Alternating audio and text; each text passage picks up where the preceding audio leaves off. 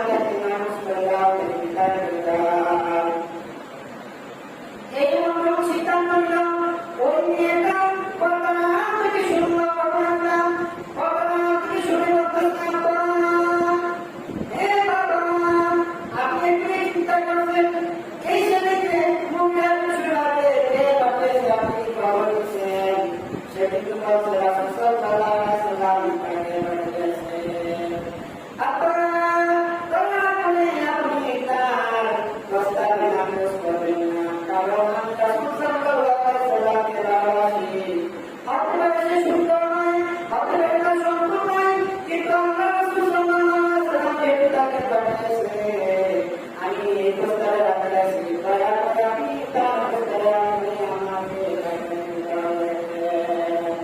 আপনার তাই এদিকে চিন্তা করো চিন্তা করে হাত ঢুকেছো তুমি শুনে সম্পূর্ণ দেখাশোনা করো না কি করো সুযোগ করো হাজার তাকে বলেছে আমার কোরআন সূরা আসরের মধ্যে বলেন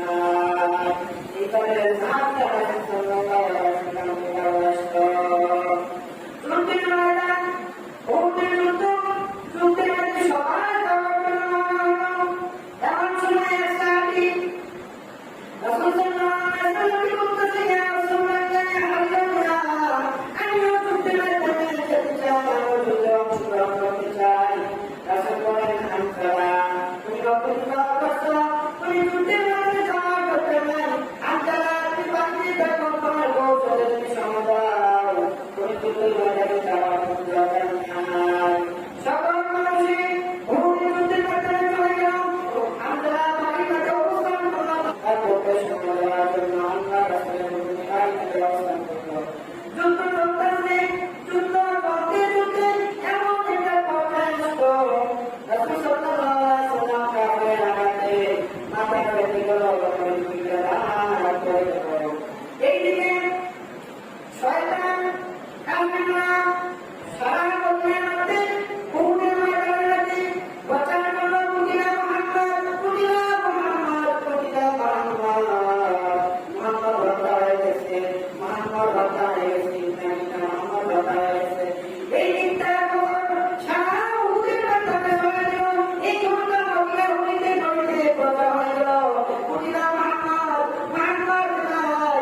ওই যে হামলারা তার স্ত্রীর সাথে সময় দেওয়ার জন্য বাধ্য অবস্থায় বসিত হয়, হামলারা ফরজ গোসল করার জন্য বানিয়ে অবস্থান করছে, এমন সময় হামলারা কেন আসলো, কুতিলা মুহাম্মদ, মুহাম্মদ দুনিয়াতে নাই, মুহাম্মদ উড়ে গেছে, মুহাম্মদ ইন্তিকাল করেছে।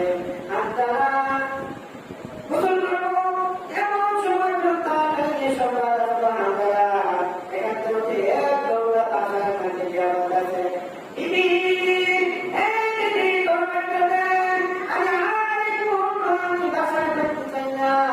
আমি যুদ্ধের ময়দানে যেতে হবে, এই দিন মনে করলে কুতিলা মুহাম্মদ, মুহাম্মদ কত হয়ে গেছে, ও বিবি আমি গোসল করতে চাই না, আমি চাই আমি রাসূল সাল্লাল্লাহু আলাইহি ওয়াসাল্লামের কথা শুনছি, নবী নবী ইন্তেকাল করছে।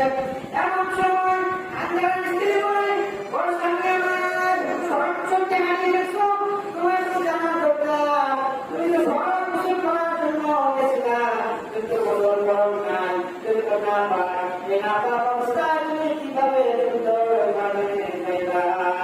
আমরা বলে, ও বিবি কার জন্য গোসল করবো, কার জন্য বেঁচে থাকবো, আমি শুনলাম নবীজি নাই, আপনারা নবী হত্যা করেছে, আমি কার জন্য গোসল করবো, কার জন্য বেঁচে থাকবো, দে তরবারি দে, আমি এখন তোলা সার নবী রাখতে চাই না।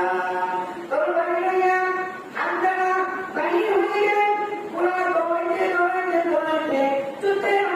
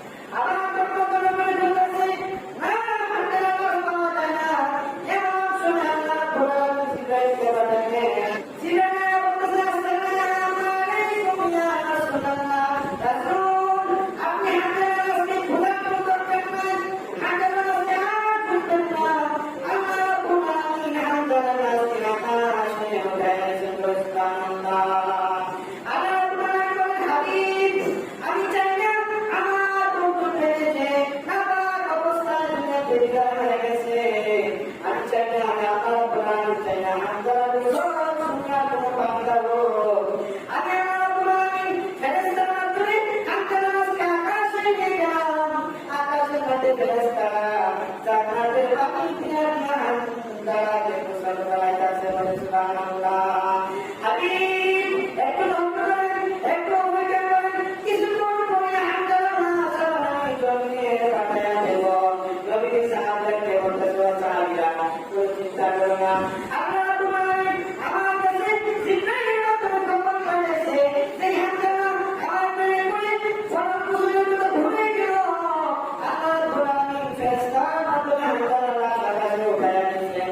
জান্নাতের বান্দারা ফেরেশতার গোসল দিতেছে। কিছুক্ষণের মধ্যে আমরা হামজালার লাশকে পেয়ে যাব। ইতিমধ্যে দেখা যাচ্ছে আকাশ থেকে ফেরেশতাদের কাঁধে করে হামজালার লাশ দুনিয়াতে আসতেছে। এক সাহাবী বলতেছে, আমি একটু দিয়ে দেখি হামজালাকে কাছে ওই সাহাবী দিয়া দেখেন এখন হামজালা আপনার শুরুতে জান্নাতে দাখিল করতেছে। বলে সুবহানাল্লাহ। রাসূল সাল্লাল্লাহু আলাইহি ওয়াসাল্লামকে ভালোবাসে আল্লাহ তাআলা কেমন মর্যাদা দান করে যে দুনিয়ার কাছে আল্লাহ তাআলা হামজালার গোসল দেন নাই, জান্নাতি বাতি দেন হামজালাকে গোসল দেওয়া হয়েছে।